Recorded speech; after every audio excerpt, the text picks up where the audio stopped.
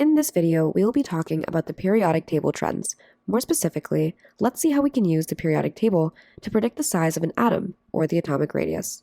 Let's start with the equation that illustrates this relation. R equals 52.9 pm times n squared divided by ZF. Here, R is the atomic radius of an electron wave, and it is equal to the principal quantum number of that electron squared divided by the effective nuclear charge experienced by that electron. Let's review. What value of n do the fluorine atom electrons have? While some of fluorine's electrons have n equals 2, remember that fluorine is an atom with many electrons. Some of those electrons are n equals 1, and some are n equals 2. And these electrons have various shapes and sizes. Which types of electrons within an atom would have the largest impact on atomic characteristics, such as radius, and why? That's right.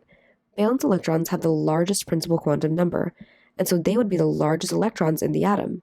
As a result, these are the most reactive electrons, and so they will be the ones that we look at when considering bonding later. This makes valence electrons with the largest value of n the most important. In light of the equation for the radius, or size of an electron wave, let's turn our attention to the periodic table. As a quick review of the periodic table, remember that we have rows, called periods, and columns, called groups or families. Let's take a look at group 2 of the periodic table. What is true about the valence electrons of the atoms in this group? That's right.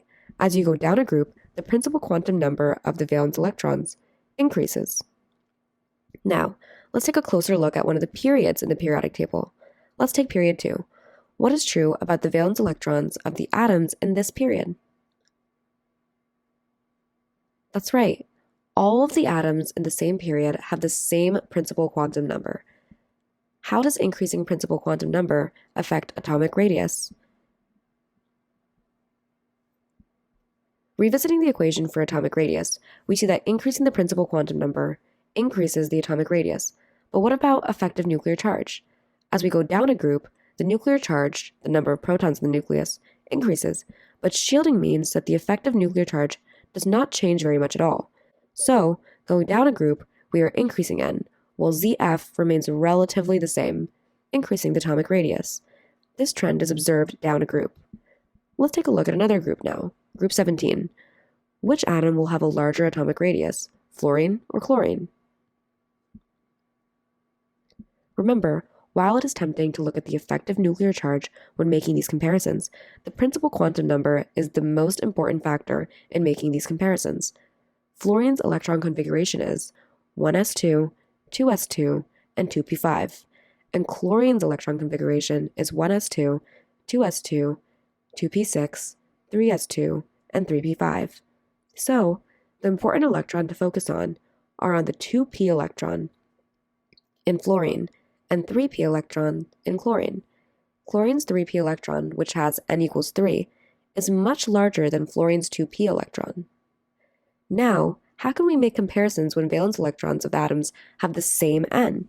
You might think that because they have the same n, all elements in the period have the same atomic radius, but that's not true. Well, they will all be of very similar size, that's true, but there will be differences that we can predict. As you move across a period from left to right, one more proton is being added to the preceding element, while one more electron is subsequently also being added. In other words, the nuclear charge, Z, increases as you go across a period. This typically also causes an increase in the effective nuclear charge, ZF, and as we know, when the effective nuclear charge increases, the atomic radius decreases. This means that the atomic radius gets smaller as we go across a period.